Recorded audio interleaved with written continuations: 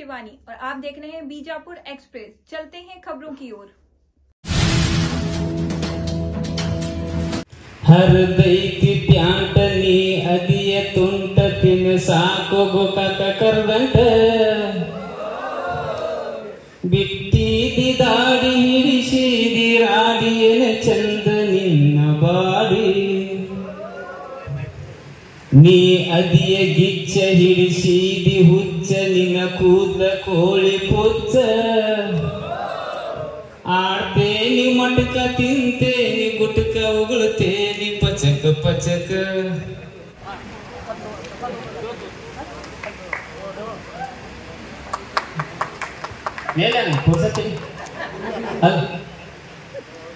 ಪ್ರಕಾಶ್ ಅವ್ರು ಮಾತಾಡಿದ್ರು. ಈಗ ಈಗ ನಿಂಗರಾಜನ ಮಾತಾಡ್ತಾರೆ. ಇವರೆಲ್ಲ ಸ್ವಲ್ಪ ಪದ್ಧತಿ ಶಾಲ್ಯಾಗ ಹೋಗಿ ಸಾಲಿಗೆ ಕಲ್ತ ಶಾಲಿ ಗ್ಯಾದರಿಂಗ್ ಗಿದ್ರಿಂಗ್ ಎಲ್ಲ ಅಭ್ಯಾಸ ಇರ್ತೈತಿ. ಇವ್ರಿಗೆಲ್ಲ ಲಪಂಗ್ರಾಜ ಹೆಬ್ಬಾಟ ಗುಟ್ಕಾ ತಿನ್ಕೋತ ಅಡ್ಯಾಡಿದಾವ.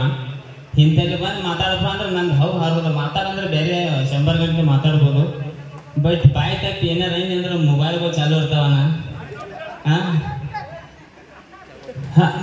ನಿನ್ನಿದ ಒಂದು ಎಕ್ಸಾಂಪಲ್ ಹೇಳ್ಬಿಡ್ತೀನಿ. ಗೋಡಂಬಿ ಕಾಕ ಅವ್ರು ತಿರ್ಕೊಂಡ್ರು. ಭಾಳ ಒಳ್ಳೆ ಕಲಾವಿದ್ರ. ಅವ್ರಿಗೆ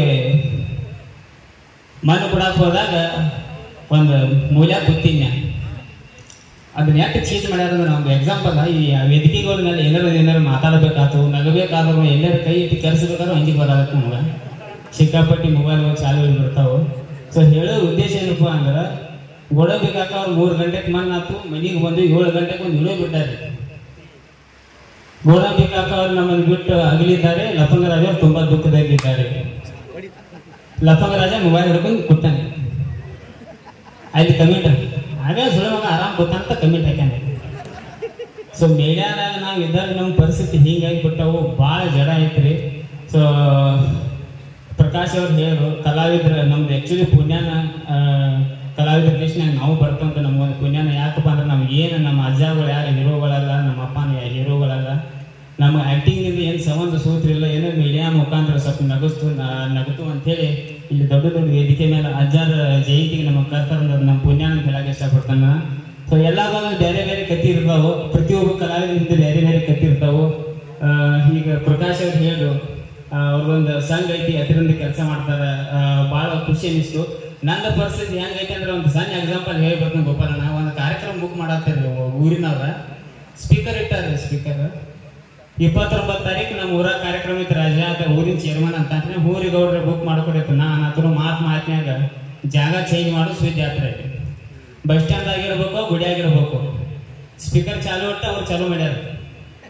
ನನಗೆ ಡೇಟ್ ಹೇಳ್ರಿ, ನಾನು ಹೋಗೋರಾತನೋ ಅವ್ರು 5 ಗಂಟೆ ಚಾಲು ಮಾಡ್ಯಾರ. ಸ್ಪೀಕರ್ ಚಾಲು ಐತಿ. ಗೌಡ್ರ ಅಂತಾರು ಬಸ್ ಸ್ಟ್ಯಾಂಡ್ ಆಗಿರೋನು, ಹುಡುಗರು ಅಂತಾರು ಬ್ಯಾಡ ಗುಡಿಯಾಗಿರೋನು. ಮಳಿ ಬಂತಂದ್ರೆ ಗುಡಿಯಾಗಿರೋನು. ನಡಕೋ ಬಂದ ಗುಡಿಯಾಗ ಬ್ಯಾಡ್ರಿ, ಮತ್ತ ಗುಡ್ಕಾ ತಿಂದು ಉಗುಳ್ತಾರ ಹುಡುಗರ. ಒಬ್ಬ ನಡಕ್ಕೆ ಅಂದ ಹುಡುಗರ ಲಪಂಗ ಸುಳ್ಮಗನ ಉಗುಳ್ತಾನ್ರಿ. ಅಂಜಿ ಫೋನ ಕಟ್ ಮಾಡಿನ್ರಿ. ಅಡ್ವಾನ್ಸ್ ಹಾಕಿದಂಗೆ ಆತ ನನಗ. ಸೊ ಎಲ್ಲಾರ್ದು ಬೇರೆ ಬೇರೆ ರೀತಿ ಇರ್ತೈತಿ. ಸೊ ಕೆಲವೊಂದು ಡೈಲಾಗ್ಗಳು ಆಯ್ತು, ಒಂದೊಂದು ರೀತಿ ಇರ್ತೈತಿ. ಪ್ರಕಾಶ್ ಅವ್ರ RCB ಬಗ್ಗೆ ಕೆಲವೊಂದು ಕಂಟೆಂಟ್ಗಳು ಒಂದೊಂದು ದೇವರು ಬೇರೆ ಬೇರೆ ಬೇರೆ ಹಂತಕ್ಕೆ ಅವ್ರವ್ರ ಕಲೆಗಳು ಕೊಟ್ಟಿರ್ತಾನ. ಸೊ ಇಂಥದ ಪ್ರೀತಿ ಪ್ರೋತ್ಸಾಹ, ಯಾಕಂದ್ರೆ ಕಲಾವಿದ್ರ ಮನಸ್ಸು ಆಕಾಶದಂಗೆ ಇರ್ಬೇಕಣ್ಣ, ಎಲ್ಲಾರು ಅಷ್ಟ.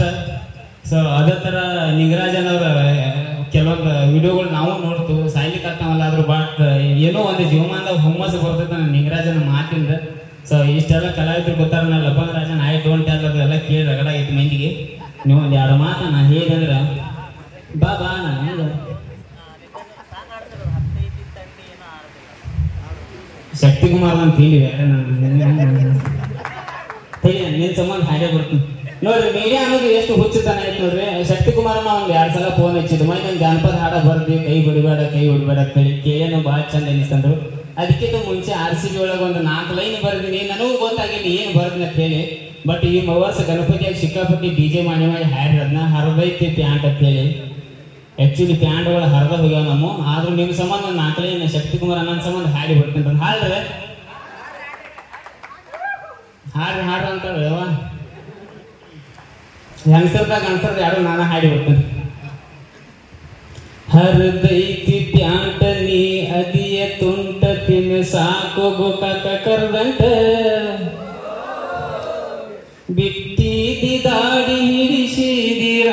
ಏನ ಚಂದ ನಿನ್ನ ಬಾಡಿ ನೀ ಅದಿಯ ಗಿಚ್ಚ ಹಿಡಿಸಿದಿ ಹುಚ್ಚ ನಿನ್ನ ಕೂದಲ ಕೋಳಿ ಪುಚ್ಚ ಆಡ್ತೇನಿ ಮಟಕ ತಿಂತೇನಿ ಗುಟಕ ಉಗುಳ್ತೇನಿ ಪಚಕ ಪಚಕ ಅಕ್ಕ ಒಳ್ಳೆ ನಗಾಕತ್ತ ಹೌವ ನಾವು ಇಲ್ಲಿ ಯಾಕಂತ ಸಮಾಧಾನ ತಾನ ಬೇಡ್ಕೊಂಡು ಮಾತಾಡೋಣ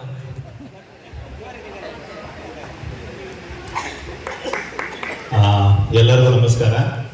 ನಾ ಅದ ಕರೆಯಾತಿದ್ರು ರಾಜು ನಾನು ಹೋಗೋಣ ತಿರು ಮತ್ ನಾ ಬಂದು ಬೋರ್ ಹಿಡಿಸ್ತಾನು ನೀನ ಬಾ ನಾ ಸ್ವಲ್ಪ ಎಂಟರ್ಟೈನರ್ ಮಾಡ್ತೇನೆ 4 ಮಂದಿನ ಅಂತೇಳಿ ನಾನು ಒತ್ತಾಯ ಮಾಡೇನ್ರಿ. ವೇದಿಕೆ ಮೇಲಿರುವಂತ ಎಲ್ಲ ಗಣ್ಯರಿಗೂ ಮತ್ತು ಸಭೆಯಲ್ಲಿ ಬಂದಿರುವಂತ ಎಲ್ರಿಗೂ ನನ್ನ ನಮಸ್ಕಾರಗಳು. ಬಸವಣ್ಣ ಭೇಟಿಯಾಗಿರೋ ಬಹಳ ದಿನ ಆಗಿತ್ತು. ಇವತ್ತು ಇಲ್ಲಿ ಭೇಟಿಯಾಗುವಂತ ಸೌಭಾಗ್ಯ ಸಿಕ್ತು. ಹರೀಶ್ ಅಣ್ಣ ಭೇಟಿ ಆಗಿದ್ದಿಲ್ಲ, ಇವತ್ತು ಫಸ್ಟ್ ಟೈಮ್ ಭೇಟಿ ಆದ್ವಿ. ರಾಜು ಅಣ್ಣ, ಬಸು ಮತ್ತು ಉಮಿ ಕ್ಯೂಟಿ ಅಂತ ನಮ್ಗೆ ಸಿಗ್ತಾ ಇರ್ತಾರೆ ಯಾವಾಗಲೂ. ನನಗಿದು ವೇದಿಕೆ ಸಿಕ್ತಂದ್ರೆ ಒಂದು ಮಾತು ಹೇಳ್ಬೇಕಂತ ಅನ್ಕೊಳತ್ತಿದ್ದೇರಿ. ಈ ಒಂದು ಮಾತು ಹೇಳ್ತೀನಿ ಅಷ್ಟ. ಈ ಸೋಷಿಯಲ್ ಮೀಡಿಯಾ ಅನ್ನುವಂತ ಈ ಜನರೇಷನ್ ಒಳಗ ನನಗನ್ಸುತ್ತ ನಾವ ಮೊದಲನೇ ಪೀಳಿಗೆ, 1ನೇ ಪೀಕ್ ಅಂತ ಗೊತ್ತರೆ 1ನೇ ಪೀಕ್ ಹುಟ್ಟು ನಾವು. ಕೆಲವೊಂದಿಷ್ಟು ವಿಷಯಗಳೊಳಗ ನಮ್ಮ ಹಿಂದೊಬ್ರು ಯಾರೇ ಇದ್ದು, ಈಗ ಸಿಂಗರ್ಗಳಿದ್ರು ಅಥವಾ ಯಾವ್ದಾರೊಂದು ಕಲಾವಿದರು, ಈಗ ರಂಗಭೂಮಿ ಕಲಾವಿದರಿಗೆ ಅವ್ರ ಸೀನಿಯರ್ ಜನರೇಷನ್ ಅಂತ ಇರ್ತೈತಿ, ಸಿಂಗರ್ಗಳಿಗೆ ಅವ್ರ ಸೀನಿಯರ್ ಜನರೇಷನ್ ಇರ್ತೈತಿ, ಮತ್ತೆ ಸಿನಿಮಾದಲ್ಲೂ ಸೀನಿಯರ್ ಜನರೇಷನ್. ನಮಗೆ ಯಾವ ಸೀನಿಯರ್ ಜನರೇಷನ್ ಇಲ್ಲ, ನಾವ ಫಸ್ಟ್ ಜನರೇಷನ್ ಹುಚ್ಚ ಹೊಂಟು ಬಿಟ್ಟಿವಿ. ಇದ್ರಾಗ ಒಂದ್ ಸ್ವಲ್ಪ ತಪ್ಪು ತಡೆಗಳು ಏನ್ರೆ ಅದು ಅಂತಾರ ನೋಡಿದ್ರು ಅಥವಾ ಸಮಾಜವನ್ನ ತಿದ್ದಬೇಕು ಅಂತೇಳಿ ತಿದ್ದು ಸ್ಥಾನದಾಗ ನಿಂತವರು ಹೊಟ್ಟೆ ಹಾಕೊಂಡು ಕ್ಷಮಿಸ್ಬೇಕು. ಯಾಕಂದ್ರೆ ಮೊದಲೇ ಜನರೇಷನ್ ಏನೂ ಗೊತ್ತಿಲ್ಲ. ಇನ್ನೊಂದು ಇದ್ರ ಮ್ಯಾಲ ನಾ ಬಹಳ ಸಲ ಅನ್ಕೋತೇನ್ರಿ, ಸರಿನೋ ತಪ್ಪೋ ಗೊತ್ತಿಲ್ಲ. ನಾನು ಪರ್ಟಿಕ್ಯುಲರ್ಲಿ ಇಲ್ಲಿ ಸೋಷಿಯಲ್ ಮೀಡಿಯಾದಾಗ ಇದ್ದವ್ರು ಲಕ್ಷ ಕೊಟ್ಟು ಕೇಳಿಸ್ಕೊಳ್ಳಿ ಅಂತ ಹೇಳಿ ನಾನು ಬಹಳ ಆಸೆ ಪಡ್ತೀನಿ. ಈಗ ಇವ್ರು ವಕೀಲ್ ಸಾಹೇಬ್ರು ಅದಾರ, ಅವ್ರಿಗೆ ಏನ್ರಿ ಅಂದ್ರೆ ಒಂದು ವಕೀಲರ ಸಂಘ ಅನ್ನೋದೈತಿ.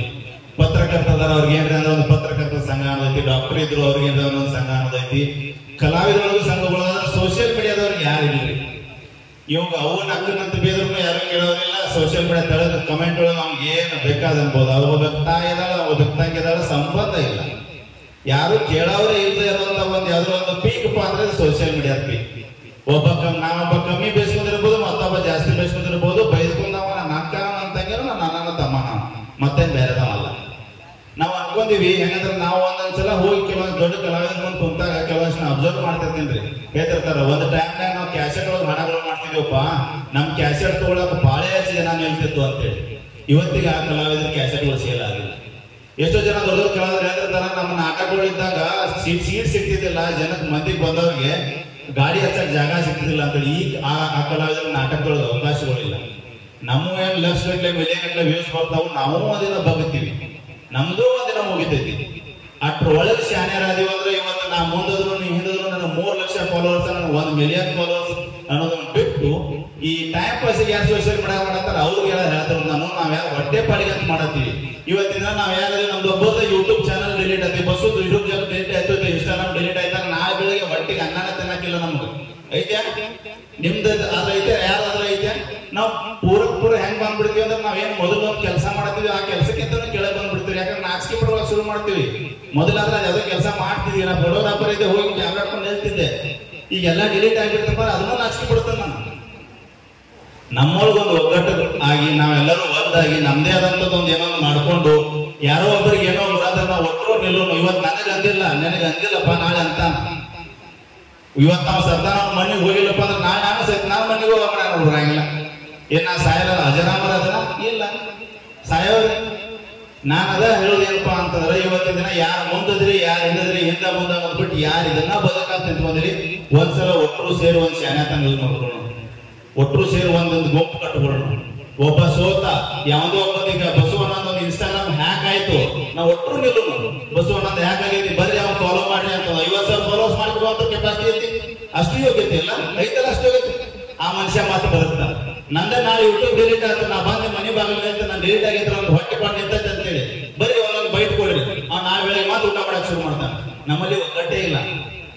ಯಾವ ಬೇಕಾದ ಅವ್ರು ನಕ್ಕನ್ ಬೈಬೋದು, ಯಾವ ಕೇಳಂಗಿಲ್ಲ. ನಾ ಸಾಧ್ಯ ಹೇಳ್ತೀನಿ, ಈ ಹಿರಿಯರದಾರು, ಪತ್ರಕರ್ತದಾರು, ವಕೀಲರದಾರು, ದೊಡ್ಡದವರು ಇಂಥವ್ರ ಸಲಹೆಗಳನ್ನು ತಗೊಂಡು ನಮ್ದು ಒಂದು ಗುಂಪು ಮಾಡ್ಕೊಳ್ಳೋಣ. ನಮ್ಮನ್ನು ಯಾರೇ ಒಬ್ರು ಏನೋ ಒಬ್ರು ಅನ್ಬೇಕು ಮಾಡ್ಬೇಕು ಅಂತಂದ್ರೆ ಒಂದ್ ಸ್ವಲ್ಪ ಮಟ್ಟಿಗೆ ಬ್ಯಾಡಪ್ಪ ಅನ್ನುವಂಥದ್ದು ಉಳಿಸ್ಕೊಳ್ಳೋಣ. ಯಾಕಂದ್ರ ಇವತ್ತಿನ ದಿನ ನಮ್ಮದು ಚಲೋ ನಡೆದಿರ್ಬೋದು, ನಾಳೆ ಹಿಂಗೆ ಇರ್ತೈತಿ ಅನ್ನೋದು ಗ್ಯಾರಂಟಿ ಇಲ್ಲ. ಇದನ್ನ ಅರ್ಥ ಮಾಡ್ಕೋತೀರಿ, ಇದ್ರೊಳಗೆ ತಿಳ್ಕೊತೀರಿ ಅಂತೇಳಿ ನಾ ಎಲ್ಲರಿಗೂ ಭಾವಿಸ್ತೀನಿ. ಮ್ಯಾಲ್ದವ್ರು ಅಷ್ಟೇ ಅಲ್ಲ, ನಾ ಕೆಳಗಿದವ್ರು ಹೇಳ್ತೀನಿ, ಟೈಮ್ ಪಾಸ್ ಸೋಷಿಯಲ್ ಮೀಡಿಯಾ ಮಾಡೋರ್ಗೆ ಈ ಮಾತು ಅಲ್ವೇ ಅಲ್ಲ. ಯಾರ್ಯಾರ ಜೀವನ ಕಟ್ಕೋಬೇಕನ್ನತ್ತೀರಿ, ಇದ್ರಾಗ ಭಾಳ ಅರ್ಥ ಐತಿ. ದಯವಿಟ್ಟು ಇದನ್ನ ಅರ್ಥ ಮಾಡ್ಕೋರಿ. ಸಾಧ್ಯ ಆದ್ರೆ ನಾವು ಇದನ್ನ ತಿಳ್ಕೊಂಡ್ ಮುಂದಡಿನು. ಈ ಮಾತಾಡೋ ಬರ್ದೊಳಗೆ ಏನಾದ್ರು ಹೆಚ್ಚು ಕಮ್ಮಿ ಮಾತಾಡಿದ್ರೆ ದಯಮಾಡಿ ಕ್ಷಮಿಸ್ರಿ. ಮತ್ತೊಮ್ಮೆ ನಿಮ್ಮೆಲ್ಲರ ಪಾದಗಳಿಗೂ ಹಣೆ ಹಚ್ಚಿ ನಮಸ್ಕರಿಸ್ತೀನಿ. ಎಲ್ರಿಗೂ ನಮಸ್ಕಾರ. ಜೈ ಹಿಂದ್, ಜೈ ಕರ್ನಾಟಕ.